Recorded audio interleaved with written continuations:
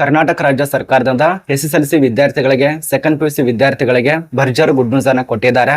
ಒಂದು ಸಾಂದ್ರೆ ಕೊನೆಗೂ ಕರ್ನಾಟಕ ರಾಜ್ಯ ಸರ್ಕಾರದಿಂದ ಹೊಸದಾಗಿ ಒಂದು ನಂಬರ್ ಅನ್ನ ರಿಲೀಸ್ ಮಾಡಿದ್ದಾರೆ. ಈ ಒಂದು ನಂಬರಿಗೆ ಕರೆಯನ್ನ ಮಾಡಿಕೊಂಡು ನಿಮ್ಮ ಒಂದು ಪರೀಕ್ಷೆಗೆ ಸಂಬಂಧಪಟ್ಟಂತೆ ಏನಾದ್ರೂ ಡೌಟ್ ಇರಬಹುದು, ಗೊಂದಲಗಳು ಇರಬಹುದು, ಅಥವಾ ಏನಾದ್ರೂ ಸಮಸ್ಯೆ ಇರಬಹುದು.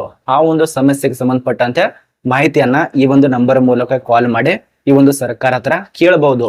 ಹೌದು, ಇದು ಕರ್ನಾಟಕ ರಾಜ್ಯ ಖುದ್ದಾಗಿ ರಿಲೀಸ್ ಮಾಡಿದಂತ ಮಾಹಿತಿ ಆಗಿರತ್ತೆ. ಯಾವ ನಂಬರು, ಹೇಗೆ ಚೆಕ್ ಮಾಡೋದು, ಇದರಿಂದ ಆಗುವಂತ ಸೌಲಭ್ಯಗಳೇನು, ಮತ್ತೆ ಯಾಕೆ ರಿಲೀಸ್ ಮಾಡಿದ್ದಾರೆ, ಪ್ರತಿಯೊಂದು ಮಾಹಿತಿಯನ್ನ ಚರ್ಚೆ ಮಾಡೋಣ. ವಿಡಿಯೋ ಕೊನೆತನಕ ನೋಡಿ. ಮತ್ತೆ ಯಾರ್ಯಾರು ಫೇಸ್ಬುಕ್ ದಲ್ಲಿ, ಯೂಟ್ಯೂಬ್ ದಲ್ಲಿ ಸಬ್ಸ್ಕ್ರೈಬ್ ಮಾಡಿಲ್ಲ, ಫಾಲೋ ಮಾಡ್ಕೊಳ್ಳಿ. ಬನ್ನಿ ಒಂದೊಂದು ಚರ್ಚೆ ಮಾಡೋಣ. ನೋಡಿ, ನಾನು ಹಿಂದ್ಗಡೆ ಕಾಣಿಸ್ತಾ ಇರಬಹುದು, ಇದು ಆಫೀಸಿಯಲ್ ಇರುವಂತ ಕರ್ನಾಟಕ ಸರ್ಕಾರದಿಂದಾನೇ ತಿಳಿಸ್ಕೊಟ್ಟಿರುವಂತ ಮಾಹಿತಿ. ಈಗಾಗಲೇ ಕರ್ನಾಟಕ ವಾರ್ತಾ ಇಲಾಖೆ ಆಫೀಸಿಯಲ್ ಇರುವಂತ ವೆಬ್ಸೈಟ್ ಮೂಲಕನೇ ತಿಳಿಸ್ಕೊಟ್ಟಿರುವಂತ ಮಾಹಿತಿ ನಾನು ತಿಳಿಸ್ಕೊಡ್ತಾ ಇರೋದು. ನೋಡಿ, ಈ ವರ್ಷ ಅಂದ್ರೆ 2026ರಲ್ಲಿ ಯಾರ್ಯಾರು SSLC ಪರೀಕ್ಷೆನ ಬರೀತಾ ಇದ್ದೀರಾ, ಸೆಕೆಂಡ್ PUC ಪರೀಕ್ಷೆನ ಬರೀತಾ ಇದ್ದೀರಾ, ಈಗಾಗಲೇ ನಿಮ್ಮೊಂದು ವೇಳಾಪಟ್ಟಿ ಕೂಡ ಅನೌನ್ಸ್ ಮಾಡಿದ್ದಾರೆ. ಆ ಎರಡು SSLCದು ಸೆಕೆಂಡ್ PUCದು ನಮ್ಮ ಟೆಲಿಗ್ರಾಮ್ ಗ್ರೂಪ್ ನಲ್ಲಿ ವೇಳಾಪಟ್ಟಿಯನ್ನು ಕೊಟ್ಟಿದ್ದೇವೆ, ಚೆಕ್ ಮಾಡ್ಕೊಳ್ಳಿ. ನೋಡಿ, ಇಲ್ಲಿ ನೀವು ಏನಾದ್ರೂ ಈ ವರ್ಷದಲ್ಲಿ ಪರೀಕ್ಷೆನ ಬರೀತಾ ಇತ್ತಂದ್ರೆ ನಿಮ್ಮ ಒಂದು ಆತ್ಮವಿಶ್ವಾಸನ ತುಂಬೋ ಸಲುವಾಗಿ ಶಿಕ್ಷಣ ಇಲಾಖೆಯಿಂದಾನೆ 2 ನಂಬರ್ಗಳನ್ನ ಕೊಟ್ಟಿದ್ದಾರೆ, ಸಹಾಯವಾಣಿ ಅಂತ ಹೇಳಿ. ಇದು ಪಬ್ಲಿಕ್ ನಂಬರ್ ಆಗಿರತ್ತೆ.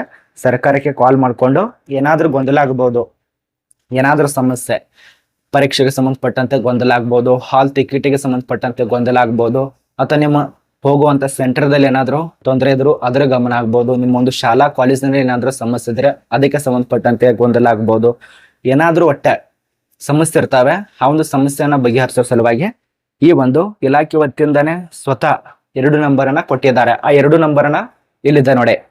2 ನಂಬರನ್ನ ಈ ನಂಬರ್ಗೆ ಕಾಲ್ ಮಾಡ್ಕೊಂಡು ನೀವು ಇನ್ನಷ್ಟು ಹೆಚ್ಚಿನ ಮಾಹಿತಿನ ಚೆಕ್ ಮಾಡ್ಕೋಬಹುದು. ಅಂದ್ರೆ ಚೆಕ್ ಮಾಡೋದಲ್ಲ, ಸಾರಿ, ಅವ್ರ ಹತ್ರ ಕೇಳಬಹುದು. ಯಾವುದೇ ರೀತಿಯಾಗಿ ಫೇಕ್ ನ್ಯೂಸ್ ಅಲ್ಲ, ಆಫೀಸಲ್ಲಿ ಅನ್ಸೋ ಗೌರ್ಮೆಂಟ್ ಆಗಿರತ್ತೆ. ಯಾರು ಕೂಡ ಅನ್ಸಕ್ ಹೋಗ್ಬೇಡಿ. ಅವ್ರ ಹತ್ರ ಅಧಿಕಾರಿಗಳು ಇರ್ತಾರೆ, ಅಥವಾ ಹೆಣ್ಮಕ್ಳ ಅಧಿಕಾರಿ ಇರ್ತಾರೆ.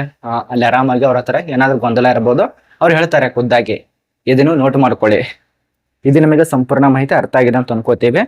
ಮತ್ತೆ ಇನ್ನೊಂದು, ಕರ್ನಾಟಕ ರಾಜ್ಯದಲ್ಲಿ 600ಕ್ಕಿಂತ ಅಧಿಕ ಸರ್ಕಾರಿ ಶಾಲೆಗಳನ್ನ ಬಂದ್ ಮಾಡಿದ್ದಾರೆ. ಅಂದ್ರೆ ಪೂರ್ತಿಯಾಗಿ ಕೆಡವಿ ಬ್ಯಾನ್ ಮಾಡಿಬಿಟ್ಟಿದ್ದಾರೆ.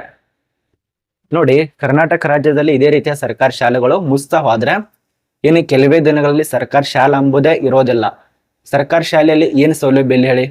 ಪ್ರತಿಯೊಂದು ಸೌಲಭ್ಯ ಇರತ್ತೆ, ಬಟ್ ಮಕ್ಕಳಿಗೆ ಅಡ್ಮಿಷನ್ ಮಾಡಲ್ಲ ನೀವು. ಮತ್ತೆ ಇನ್ನೊಂದು, ಸರ್ಕಾರದವರು ಬಹಳ ಅಂದ್ರೆ ಬಹಳ ಮೋಸ ಮಾಡ್ತಿದ್ದಾರೆ, ಹಣ ಲೂಟಿ ಮಾಡ್ತಿದ್ದಾರೆ. ಸರ್ಕಾರಿ ಶಾಲೆನ ಬೆಳೆಸೋದನ್ನ ಬಿಟ್ಟು ಪ್ರತಿಯೊಂದು ಸರ್ಕಾರಿ ಶಾಲೆನ ಕೆಡುತ್ತಿದ್ದಾರೆ. ಸುಮಾರು 650ಕ್ಕಿಂತ ಅಧಿಕ ಸರ್ಕಾರಿ ಶಾಲೆ ಈ ವರ್ಷದಲ್ಲಿ ಎಲ್ಲ ಪೂರ್ತಿಯಾಗಿ ಮುಚ್ಚಿಬಿಟ್ಟಿದ್ದಾರೆ. ಇದ್ರ ಬಗ್ಗೆ ನಿಮ್ಮ ಅನಿಸಿಕೆ ಕಮೆಂಟ್ ಮಾಡಿ. ಸರ್ಕಾರಿ ಶಾಲೆಯಲ್ಲೇ ಓದಿನೇ IAS, IPS, DC ಈ ರೀತಿಯ ಉನ್ನತ ಹುದ್ದೆಯನ್ನ ಪಡೆದಂತ ವ್ಯಕ್ತಿಗಳಿದ್ದಾರೆ. ಅರ್ಥ ಮಾಡ್ಕೊಳ್ಳಿ. ಈ ಒಂದು ಪ್ರೈವೇಟ್ ಅವರೊಂದು ಬೆಳೆ ಬೆಳೆಸೋ ಸಲುವಾಗಿ ಪ್ರತಿಯೊಂದು ಶಾಲಾ ಪ್ರೈವೇಟ್ ಇರೋದು ರಾಜಕಾರಣ ಇದು. ಆ ಒಂದು ಬೆಳೆ ಬೆಳೆಸೋ ಸಲುವಾಗಿ ಕರ್ನಾಟಕ ರಾಜ್ಯದಲ್ಲಿರುವಂತಹ ಗೌರ್ಮೆಂಟ್ ಶಾಲೆನ ಮುಚ್ತಿದ್ದಾರೆ. ಇದ್ರ ಬಗ್ಗೆ ನಿಮ್ಮ ಅನಿಸಿಕೆ ಕಮೆಂಟ್ ಮಾಡಿ. ಸರ್ಕಾರಿ ಶಾಲೆ ಬೇಡ, ಪ್ರತಿಯೊಂದು ವ್ಯವಸ್ಥೆ ಪ್ರೈವೇಟ್ ಬೇಕು.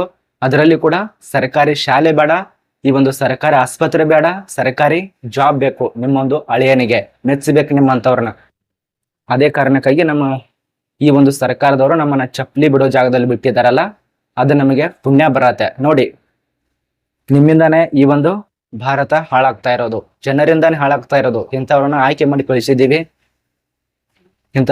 ಮಾಡಿ ಕಳಿಸಿದೀವಲ್ಲ, ನಮ್ಮಿಂದಾನೇ ಹಾಳಾಗ್ತಾ ಇರೋದು. ಸರ್ಕಾರ ಶಾಲೆನ ಮುಚ್ಚರು, ಇನ್ನು ಕೆಲವೇ ದಿನಗಳಲ್ಲಿ ಆಸ್ಪತ್ರೆ ಎಲ್ಲ ಮುಚ್ತಾರೆ. ಇನ್ನು ಕೆಲವು ದಿನಗಳಲ್ಲಿ ಸರ್ಕಾರ ಇರುವಂತ ಪ್ರತಿಯೊಂದು ಇಲಾಖೆಯನ್ನು ಮುಚ್ತಾರೆ, ಪ್ರತಿಯೊಂದು ಪ್ರೈವೇಟ್ ಸ್ಟಾರ್ಟ್ ಮಾಡ್ತಾರೆ. ಈಗ ಪ್ರಸ್ತುತ ಬರೇ ದುಡ್ಡಿದ್ರೆ